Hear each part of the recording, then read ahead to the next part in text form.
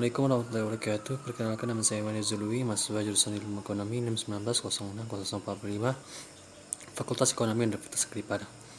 Pada kesempatan kali ini saya akan menjelaskan tentang materi dari mata kuliah Sejarah Pemikiran Ekonomi, yaitu tentang mazhab neoklasik, yang akan saya bagi kepada beberapa poin di bawah ini, dan saya akan menjabarkannya pada beberapa poin ini di bawah ini. Baiklah, yang pertama ialah pendekatan marginal. Para pakar neoklasik dalam membahas ramalan Marx menggunakan konsep analisis marginal. Marginal pada intinya merupakan pengaplikasian kalkulus diferensial terhadap tingkah laku konsumen dalam perusahaan serta penentuan harga di pasar. Sejak terjadinya marginal revolution tersebut, perubahan ekonomi masih banyak bersifat mikro. Lalu konsep marginal ini sering dipakai sebagai kontribusi dari aliran mazhab Austria.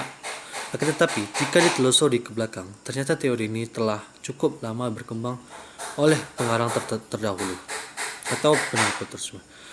Tepatnya setelah Henrik von Gossen. Henrik von Gossen telah lama menggunakan konsep marginal dalam menjelaskan kepuasan atau faedah utility.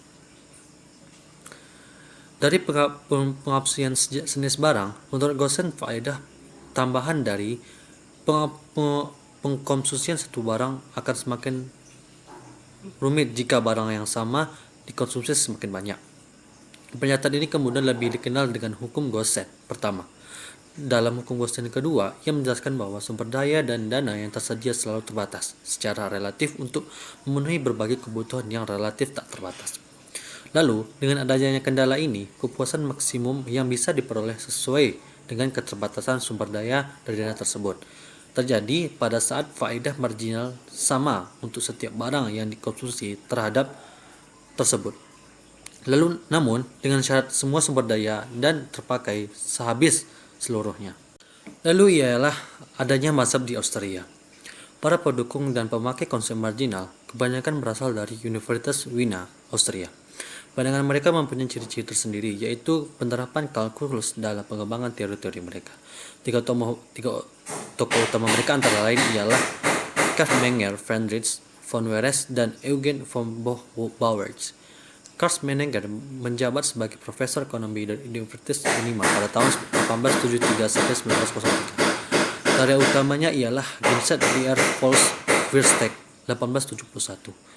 Dalam buku yang tersebut, ia mengembangkan bahwa teori utilitas marginal yang ternyata membawa pengaruh yang sangat berarti dalam pengembangan teori ekonomi. Dan lalu pada tahun 1903, kedudukan Menger digantikan oleh Friedrich von Weiser. Weiser ini dipandang sebagai orang yang sangat berjasa dalam mengembangkan teori utilitas Menger dan mengembangkan formulasi biaya-biaya oportunitas. Kedudukan Weiser kemudian digantikan oleh Jürg von Bauwers. Kontribusi utama Bauwers-Alts adalah mengembangkan teori-teori modal dan teori tingkat suku bunga. Lalu, teori-teori yang dikembangkan oleh ketiga orang itu di atas kemudian akan didiskusikan dan dikembangkan lebih lanjut oleh tokoh-tokoh lain seperti Knut Wicksell, von Mises, V.H. Hayek, dan G.R. Hicks. Knak Wicksell berjasa mengasimilasikan analisis keseimbangan umum Wisas dengan teori kapital dengan suku bunga Bauwers menjadi sebuah teori yang disebut dengan teori distribusi. Lalu asimilasi kedua teori itu didasarkan pada analisis marginal versi baru dikembangkan oleh James Qualitas dan Menger. Pengaruh Wicksell terhadap pengembangan teori moneter yang sangatlah besar, sebab ia orang yang pertama melihat hubungan langsung antara tingkat suku bunga dengan harga. Lalu Ludwig Eder von Mises tahun 1888 sampai 1973 menjabat sebagai profesor ekonomi Universitas Wiener pada tahun 1913. Menurut von Mises, sistem harga merupakan basis yang paling efisien dalam mengalokasikan sumber daya. Sehubungan dengan pendapatan tersebut, tidak mengherankan jika ia sering mengkritik sistem ekonomi komando. Mises berpendapat bahwa sistem ekonomi komando tidak akan dapat mengembangkan sistem harga tanpa terlebih dahulu mengharapkan prinsip-prinsip politik. Mises juga mengaplikasikan teori kepuasan marginal untuk mengembangkan teori baru tentang ia mengembangkan bahwa kepuasan dapat diukur secara ordinal, tetapi tidak secara kardinal. Teori-teori lain yang dikembangkan oleh von Mises adalah teori prioritas daya beli dan teori scale cycle. Lalu selanjutnya ialah mazhab Lao-tse. Wallace dapat dianggap sebagai pendiri aliran mazhab Lao-tse atau Lao-tse School of Economics. Karyanya ialah antara lain Element of Pure Economics tahun 1878, dianggap sebagai suatu mahakarya dalam bidang ekonomi. Dalam buku tersebut, Wallace menjelaskan teori keseimbangan umum dengan pendekatan matematis dengan amat jelas. Dan ia mengasumsikan bahwa perubahan dalam suatu faktor atau bagian ekonomi akan membawa perubahan pada variabel-variabel lain dalam sistem ekonomi tersebut secara menyeluruh. Sewaktu-waktu Wallace meninggal, kedudukannya di Universitas Lausanne digantikan oleh Vilfredo Pareto. Selain meneruskan aliran matematikanya, ia sudah membantu Wallace dalam menjelaskan kondisi-kondisi yang harus dipenuhi agar sumber daya dapat diasumsikan sebagai memberikan hal optimum suatu keseimbangan dalam. Lalu menurut Pareto, suatu pengangkutan sejumlah sumber disebut efisien jika dalam suatu relokasi tidak ada seorang individu yang dapat memperoleh kesejahteraan tanpa mengurangi kesejahteraan orang lain atau individu lainnya. Secara lebih, suatu pengalokasian sumber tersebut efisien jika keadaan atau kondisi yang dicapai secara jelas dan tidak bisa dapat dibuat menjadi lebih baik lagi. Apa yang disampaikan oleh Pareto tersebut kemudian dikenal sebagai hukum Pareto atau Pareto Laws. Lalu mazhab selanjutnya ialah mazhab Cambridge. Dari sekian banyak tokoh neoklasik yang dianggap sebagai tokoh paling utama dalam Alfred Marshall dianggap sebagai pelopor aliran atau mazhab Cambridge di Inggris. Dari buku-buku yang ditulisnya, buku Marshall dianggap sebagai paling berpengaruh adalah Principles of Economy. Marshall dianggap sangat berjasa dalam memperbarui asas-asas dan formulat pandangan ekonomi yang dikemukakan oleh pakar klasik dan pakar neoklasik sebelumnya. Kaum klasik melihat harga dari sisi produsen yang dikeluarkan, sedangkan kaum marginal melihatnya ini sebagai sisi konsumen, yaitu dari kepuasan marginal pengkonsumsian satu unit barang terakhir. Marshall tidak menyalahkan kedua konsep ini, tetapi menggabungkannya. Menurut Marshall, selain sebab biaya, harga juga dipengaruhi oleh unsur subjektif atau lainnya, baik dari pihak konsumen maupun dari pihak produsen. Unsur subjektif yang mempunyai harga dari pihak konsumen, misalnya pendapatan daya beli, dari pihak produsen mungkin keadaan keuangan perusahaan. Bagi Marshall, harga terbentuk sebagai integrasi dua kekuatan di pasar, penawaran dari pihak produsen dan permintaan dari pihak konsumen. Pertemuan antara permintaan dan penawaran yang menentukan harga terbentuk di pasar. Perbedaan lain antara Marshall dan kaum klasik ialah dalam pendekatan penelitian, kaum klasik lebih banyak menggunakan metode induktif, sedangkan Marshall mengkombinasikan metode induktif dengan metode deduktif. Banyak yang mengaku bahwa teknik analisis Marshall lebih unggul dibandingkan teknik analisis yang dilakukan oleh pakar-pakar sebelumnya, yaitu pakar dari zaman klasik. Karya Marshall membuat diakui sebagai seorang pakar ekonomi yang sangat unggul. Selain brilian, kelebihan Marshall dari ekonomi ialah sangat memperhatikan nasib kaum bawah. Bagi Marshall, ilmu ekonomi adalah sebagai alat dan sarana untuk memperoleh kesejahteraan umat manusia. Ilmu ekonomi sebagai daya untuk menemukan kebenaran. Lalu pada tahun 1908, kedudukan Marshall sebagai ketua jurusan ekonomi politik digantikan oleh muridnya, yaitu Arthur Cecil Pigot. Pigot adalah seorang pertama yang mengungkapkan konsep real balance effect, yang kemudian lebih dikenal sebagai dampak Pigot. Dampak Pigot adalah suatu stimulasi kesempatan kerja yang disebabkan oleh meningkatnya nilai real dari kekayaan liquid sebagai konsekuensi dari turunnya harga.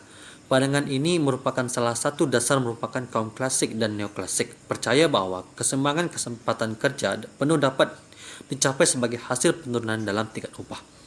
Karya Pigot tentang teori moneter, kesempatan kerja dan pendapatan nasional yang mengikuti tradisi klasik tidak membawanya pada kontroversi dengan Keynes. Walaupun mereka sering bertengkar, Pigot dan Keynes beserta Joan Robinson banyak memperbaiki konsep Marshall, terutama dari segi permintaan. Lalu yang selanjutnya ialah persaingan monopolitis dan pasar tidak sempurna. Sebelum memasuki abad 20, pada umumnya tokoh-tokoh klasik maupun neoklasik generasi pertama tidak pernah mempersoalkan antara pasar dalam kenyataan kehidupan sehari-hari. Betul-betul mencerminkan percaya persaingan sempurna atau tidak. Dalam situasi seperti ini, asumsi pasar persaingan sempurna tidak dapat dipersoalkan. Akan tetapi setelah abad 20, Srafa mengamati bahwa dalam kenyataan asumsi pasar persaingan sempurna yang dianut tokoh-tokoh klasik maupun neoklasik tidak dapat diterima begitu saja.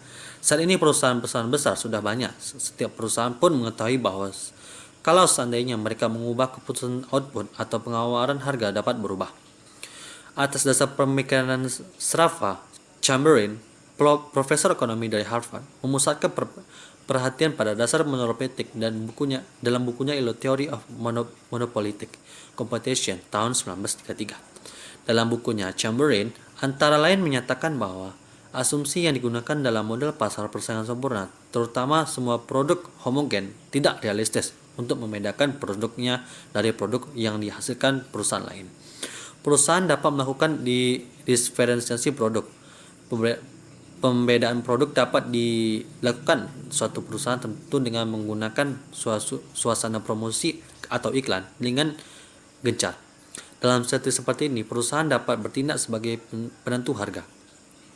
Gambaran di atas utama dari bentuk pasar persaingan sempurna dalam persaingan tersebut. Suatu perusahaan dapat menaikkan harga relatif terhadap harga perusahaan-perusahaan persaing tanpa kehilangan penjualan.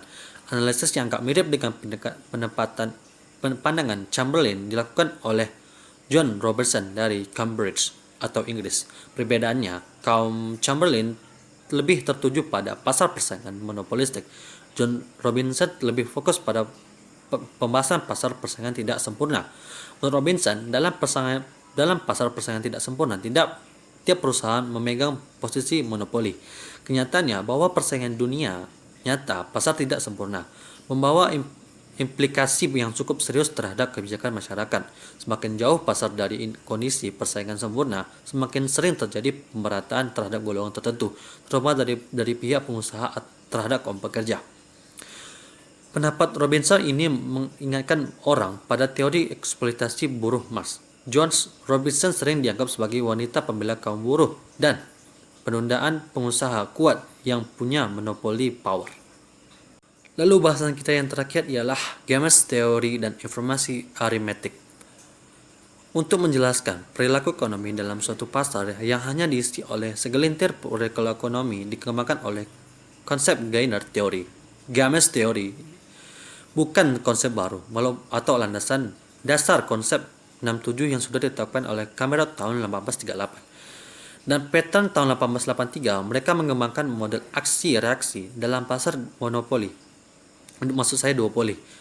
Model ini dikembangkan lebih lanjut oleh Edward tahun 1925 dan semakin kukuh sebagai teori melalui karya John van Neumann dan Oscar Morgenstern dalam buku mereka Theory of Commerce and Economic Behavior tahun 1944. Konsep 6T ini disempurnakan lebih lanjut oleh John Marsh tahun 1950.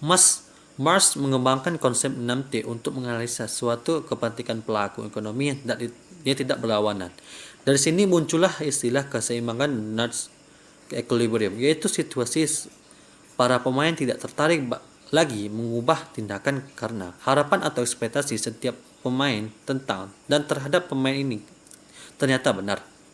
Konsep 6T yang dikembangkan Nash bekerja atas asumsi informasi simetris. Artinya, tiap pemain memiliki informasi yang sama. Oleh pasar lain, yaitu John Shaughnessy 1967, dikembangkan 6T yang beroperasi dalam situasi yang informasinya bersifat aritmetis. Kemudian oleh Reinhard Stellen, 6T dikembangkan untuk situasi yang lebih dinamis. Menurut Stelten, perubahan tindakan seorang pemain tidak hanya ditentukan oleh kenyataan apakah ada peluang untuk memperbaiki posisinya atau tidak, akan tetapi juga oleh informasi yang dimiliki apakah pemain tersebut akan terus berlangsung atau tidak. Menurut Stelten, frekuensi pemain akan mengaruhi strategi setiap orang dalam permainan. Konsep 6T yang dikembangkan oleh James Hansani dikembangkan lebih lanjut oleh William S. Fieke dan James A. Miles.